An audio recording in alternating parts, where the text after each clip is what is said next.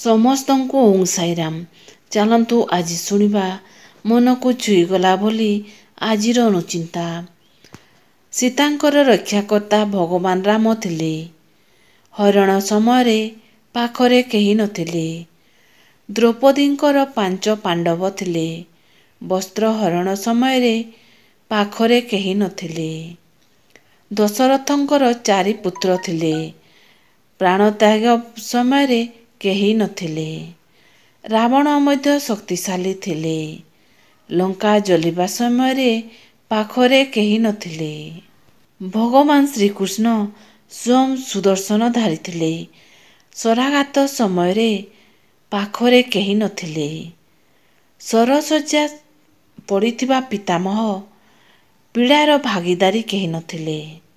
ଅଭିମନ୍ୟୁ ରାଜକୁମାର ଥିଲେ, କିନ୍ତୁ ଚକ୍ରବ୍ୟୁହ ବେଳେ ପାଖରେ କେହି ନଥିଲେ। ପ୍ରକୃତ ସତ୍ୟ ଆଜିଠୁ ଜାଣିନେବା ଦରକାର। ସଂସାରରେ ନିଜର ବୋଲି କେହି ନାହିଁ। ମହୁ, ଦହି ଏବଂ ମହୁର ସଂଯୋଗ ଶରୀର ବିପରୀତ ପ୍ରଭାବ ପକାଇପାରେ। ମାଛ, ଦହି, ମାଛର ମିଶ୍ରଣ ଆଲର୍ଜି ଏବଂ ତ୍ୱଚା ସମସ୍ୟା ଉତ୍ପନ୍ନ କରିପାରେ।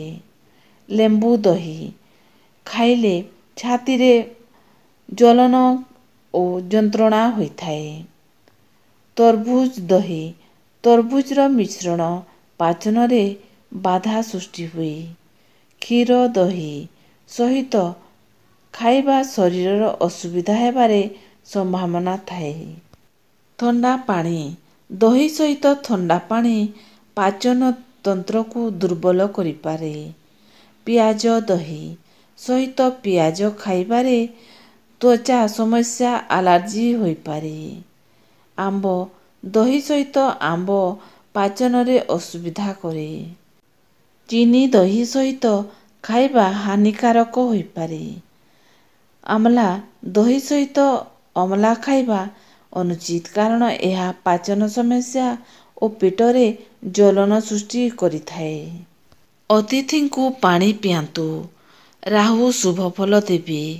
ମନ୍ଦିର ସଫା କରିବା ଦ୍ୱାରା ବୃହସ୍ପତି ଗ୍ରହର ଦୋଷ ଦୂର ହୋଇଥାଏ। ରୋଷେଇ ଘର ସଫା ରଖିବା ଦ୍ୱାରା ମଙ୍ଗଳ ଦୋଷ ଦୂର ହୋଇଥାଏ। ନିଜର ମାଙ୍କୁ ସମ୍ମାନ କରିବା ଦ୍ୱାରା ଚନ୍ଦ୍ର ଶୁଭ ଫଳ ଦିଏ। ଗଛ ଏବଂ ଗଛଲତାର ଯତ୍ନ ନେଲେ ବୁଧ ଗ୍ରହ ଠିକ୍ ହୋଇଯାଏ। ଶୃଙ୍ଗାର ଏବଂ ସୁଗନ୍ଧି ଲଗାନ୍ତୁ। ଶୁକ୍ର ଗ୍ରହ ଶକ୍ତିଶାଳୀ ହୋଇଥାଏ। ଚାଲିବା ସମୟରେ ପାଦ ଘଷାଡ଼ି ଚାଲିଲେ ରାହୁ ଏବଂ ଶନି ଖରାପ ହୋଇଥାଏ। ଆପଣଙ୍କ ଘରେ କାମ କରୁଥିବା ଲୋକକୁ ସମ୍ମାନ କରନ୍ତୁ। ଶନି ଗ୍ରହ ସହିତ ଜଡ଼ିତ ସମସ୍ତ ଦୋଷ ଚିରିଯାଇଥିବା ଏବଂ ମଇଳା ପୋଷାକ ପିନ୍ଧିବା ଦ୍ୱାରା ଶୁକ୍ର ଖରାପ ହୁଏ। ଦାମ୍ପତ୍ୟ ଜୀବନରେ ପ୍ରେମ ବୃଦ୍ଧି କରେ। ଗୁରୁ ଶୁକ୍ର ଦୋଷ ହୁଏ। ଅସହାୟକୁ ଖାଦ୍ୟ ଦିଅନ୍ତୁ, ରୋଗ ଭଲ ହୋଇଯିବ। ଚିତ୍କାର କରି କଥା ହେବା ଦ୍ୱାରା ଶନି ଗ୍ରହର ଖରାପ ପ୍ରଭାବ ପଡ଼ିଥାଏ। ଝିଟିପିଟି ମଣିଷର କେଉଁ ଅଙ୍ଗରେ ପଡ଼ିଲେ କ'ଣ ହୋଇଥାଏ ଜାଣିବା। ମୁଣ୍ଡ ଉପରେ ପଡ଼ିଲେ ମୃତ୍ୟୁର ଭୟ ହୋଇଥାଏ। କେଶ ଗଣ୍ଠି ଉପରେ ପଡ଼ିଲେ ଅସୁସ୍ଥତା ଦେଖାଦିଏ। ପାଦ ଉପରେ ପଡ଼ିଲେ କାହାକୁ ଅପେକ୍ଷା କରିବାର ସୂଚନା ମିଳେ।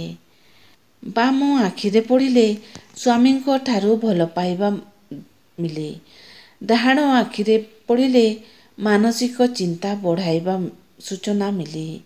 ଛାତି ଉପରେ ପଡ଼ିଲେ ଭଲ ଖବର ମିଳିଥାଏ। ଡାହାଣ ଗାଲରେ ପଡ଼ିଲେ ପୁତ୍ର ସନ୍ତାନ ଲାଭ ହୋଇଥାଏ। ଡାହାଣ କାନରେ ପଡ଼ିଲେ ଅଧିକ ଆୟ ହୋଇଥାଏ। ଉପର ଓଠରେ ପଡ଼ିଲେ ବିବାଦ ପାଇଁ ପ୍ରସ୍ତୁତ ରୁହ। ତଳ ଓଠରେ ପଡ଼ିଲେ କିଛି ନୂଆ ଜିନିଷ ପାଇବା। କାନରେ ପଡ଼ିଲେ ଦୁଃଖ ସମୟ ଆସେ। ପିଠିରେ ପଡ଼ିଲେ ମୃତ୍ୟୁ ଖବର ବୋଲି ସୂଚନା ମିଳିଥାଏ। ପ୍ରବେଶ ଦ୍ୱାର ଉତ୍ତର, ପୂର୍ବ କିମ୍ବା ପୂର୍ବ ଦିଗରେ ହେବା ଉଚିତ। ପୂଜାଘର ଉତ୍ତର, ପୂର୍ବ, ঈଶାନ କୋଣ ଦିଗରେ ରଖିବା ଉତ୍ତମ ହୋଇଥାଏ। ଏହା ଆଧ୍ୟାତ୍ମିକ ଶାନ୍ତି ଓ ଶୁଭ ଉର୍ଜା ପ୍ରଦାନ କରେ। ରୋହିଣୀ କଠା ଉତ୍ତର ପୂର୍ବ କିମ୍ବା ଉତ୍ତର ପୂର୍ବ ଦିଗରେ ରଖିଲେ ଅତିଥି ଏବଂ ପରିବାର ଲୋକଙ୍କ ସହ ଆନନ୍ଦ ରହିଥାଏ। ରନ୍ଧନଶାଳା ଅଗ୍ନିକୋଣ ଦକ୍ଷିଣ ପୂର୍ବ ଦିଗରେ ରଖିଲେ ଶୁଭ ହୋଇଥାଏ। ରନ୍ଧନ ସମୟରେ ମୁହଁ ପୂର୍ବ ଅଥବା ଉତ୍ତର ଦିଗକୁ ହେବା ଉଚିତ। ଶୋଇବା କୋଠା ପ୍ରଧାନ ଶୋଇବା କୋଠା ଦକ୍ଷିଣ ପଶ୍ଚିମ ନୈಋତ୍ୟ କୋଣରେ ହେଲେ ଉତ୍ତମ, ଯାହା ସ୍ଥିରତା ଏବଂ ଶାନ୍ତି ଦେଇଥାଏ। ଶୌଚାଳୟ ନୈଋତ୍ୟ କିମ୍ବା ବାୟୁ କୋଣରେ ରହିବା ଉଚିତ। ଅର୍ଥ ଏବଂ ଦ୍ରବ୍ୟ ସଂଗ୍ରହ ରୁମ୍ ଉତ୍ତର ଦିଗରେ ରଖିଲେ ଧନ ଲାଭର ବୃଦ୍ଧି ଓ ସମୃଦ୍ଧି ହୋଇଥାଏ। ଯଦି ମୁହଁରୁ ଦୁର୍ଗନ୍ଧ ଆସୁଥାଏ ତେବେ ଅଳ୍ପ କିଛି ପାନମହୁରି ପାଟିରେ ରଖି ଚୋବାନ୍ତୁ। ପାନମହୁରିରେ ଫାଇବର ପ୍ରଚୁର ମାତ୍ରାରେ ଥାଏ, ତେଣୁ ଏହା କୋଲେଷ୍ଟ୍ରଲକୁ କଣ୍ଟ୍ରୋଲ କରିଥାଏ। ପାନମଧୁରୀ ଚୋବାଇ ଖାଇବା ଦ୍ୱାରା କୋଷ୍ଠକାଠିନ୍ୟ କମ୍ ହୋଇଥାଏ। ରକ୍ତଚାପ ନିୟନ୍ତ୍ରଣ କରିବାରେ ମଧ୍ୟ ପାନମହୁରି ଅନେକ ଗୁରୁତ୍ୱ ଦେଇଥାଏ। ଭଲ ନିଦ ଆସିବାରେ ପାନମଧୁରୀ ସାହାଯ୍ୟ କରେ। ଖାଇ ସାରିବା ପରେ କିଛି ପାନମହୁରିକୁ ଅଳ୍ପ ଖାଆନ୍ତୁ। ତ୍ୱଚା ପାଇଁ ମଧ୍ୟ ପାନମହୁରି ବହୁତ ଉପକାରୀ। ଅଧ ଗ୍ଲାସ ପାଣି ନେଇ ସେଥିରେ 2 ଚାମଚ ପାନମହୁରି ମିଶାଇ ବାମ୍ଫ ନେଲେ ତ୍ୱଚା ଚମକଦାର ହୋଇଥାଏ। ଯଦି ଆଜିର ସୁବିଚାର ଆପଣମାନଙ୍କୁ ପସନ୍ଦ ଆସିଲା ତାହେଲେ ସବସ୍କ୍ରାଇବକୁ ଟଚ୍ କରିକି ବେଲ୍ ଆଇକନକୁ ଟଚ୍ କରିଦିଅନ୍ତୁ, କାହିଁକିନା ଏହିପରି ଭିଡ଼ିଓ ସବୁ ଆପଣମାନଙ୍କ ପାଖକୁ ପହଞ୍ଚି ପାରିବ। ତାହେଲେ ରହୁଛି। ଓଁ ସାଇରାମ, ଜୟ ସାଇରାମ।